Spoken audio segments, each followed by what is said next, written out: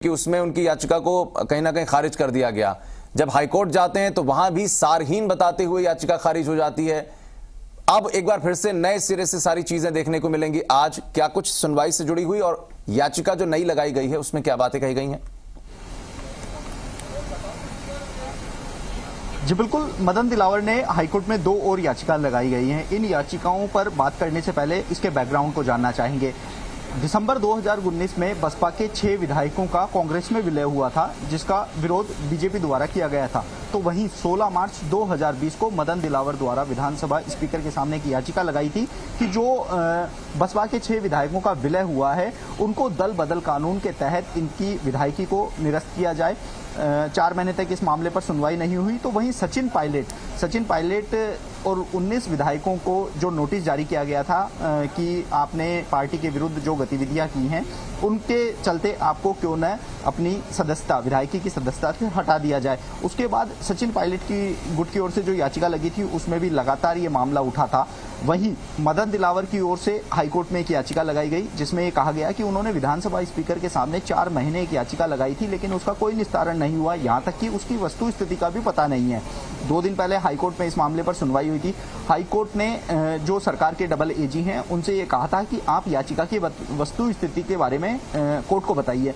तो कोर्ट में जब वस्तु स्थिति के बारे में बताया गया तो उनको ये कहा गया कि 22 जुलाई को मदन दिलावर की याचिका को विधानसभा स्पीकर द्वारा खारिज कर दिया गया। उसके बाद मदन दिलावर का ये कहना था कि मुझे मेरी याचिका की वस्तु स्थिति का पता करना था, जिसके बाद मदन दिलावर ने खुद अपनी याचिका को वापस लेने के लिए कोर्ट से गुहार लगाई और कोर्ट ने याचिका को सारहीन बताते हुए खारिज कर दिया।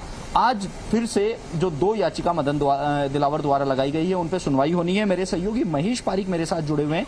इस सुनवाई को लेकर महेश जी से बात करेंगे। महेश जी, 2 याचिका लगाई गई हैं, पूर्वकवाद सूची में है, क्या कुछ नंबर है, क्या कुछ रहने वाला? देखिए, 89 और 93 नंबर पर ये दोनों याचिकाएं हैं। हालांकि दोनों में बीच में 3 याचिकाओं का गैप है, लेकिन दोनों की मामले की सुनवाई साथ हो जाएगी। यहाँ की उनके जो लोकल अधिवक्ता है उनसे बातचीत हुई थी, उनका हम किसी तरह की कोई मेंशनिंग नहीं कर रहे हैं फिलहाल, क्योंकि मामले की बहस जो है आज इस साल में करेंगे और वो वीसी से लंदन से जुड़ेंगे। क्योंकि टाइम जो उनका फर्क है इसलिए वो फिलहाल कोई मेंशनिंग नहीं की जाएगी। और जो नंबर से आएगा, यानी कि अपन कह सकते हैं कि भोजनावकाश के बाद 2 सवा 2 बजे के आसपास ये नंबर आने की संभावना है, तभी जो है मामले पर सुनवाई की जाएगी। याचिका में क्या क्या मांग की गई है? 2 याचिका लगाई है, एक बसपा के 6 विधायकों को विधायकी खत्म करना, दूसरा जो नोटिस जारी किया था, नोटिस विधानसभा स्पीकर ने उनकी याचिका को खारिज किया था, क्या कुछ है इसमें? देखिए, जो पहली याचिका लगी थी वो तो विधानसभा स्पीकर की ओर से जो सूचना दी गई थी कि आपकी याचिका को, मदन दिलावर की जो आपकी याचिका थी उसको खारिज कर दी गई है, उस सूचना को चुनौती दी थी। क्योंकि उस टाइम तक मदन दिलावर के पास जो आदेश था स्पीकर का खारिज करने का वो नहीं आया था। ऐसे में केवल जो सूचना थी उसको चैलेंज किया गया था। वहीं बाद में 2 घंटे बाद जब वो आधिकारिक रूप से जो ऑफिशियली याचिका खारिज करने का आदेश था वो मिल गया था, तो उसे भी चुनौती दी गई है। साथ ही साथ जो बसपा विधायकों को कांग्रेस में शामिल किया गया था, यानी कि जो 17 सितंबर 2019 का जो आदेश था स्पीकर का, उसको भी फिर याचिका में चुनौती दी। चलिए, बहुत शुक्रिया ललित आपका भी और महेश आपका भी बहुत बहुत शुक्रिया जानकारी देने के लिए। और निश्चित रूप से आप खबर पर लगातार नजर बनाए रखिए। जैसे